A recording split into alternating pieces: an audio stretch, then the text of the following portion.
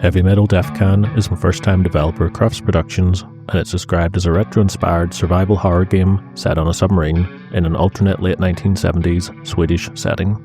You play as a member of an expedition team, and the prologue explains that your team was attacked during a dive, forcing them to retreat back to their vessel, but at some point during the escape, the protagonist was rendered unconscious. The game then starts proper, with your character waking up, exploring the submarine, and quickly running into his fellow crewmates that have now become reanimated. Right from the start, I just had a really good feeling about this one. I just really clicked with the vibes, and I like the unique setting of the submarine. The game is pretty standard survival horror stuff. You've got limited inventory space and resources, locked doors and item hunting. No real big surprises, but I think it's very well executed in this short demo and a solid representation of the genre. The game will default to relative movement, but you can change the tank controls for a more retro feel. Yeah, this demo does not mess around when it comes to difficulty.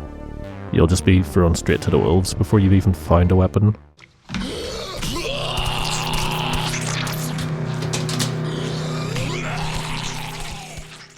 Yeah, I'll be honest, I was starting to get pretty frustrated at this point. I had no way of defending myself, the enemies were fast and lethal, and navigating around them isn't exactly easy when the game takes place on a submarine.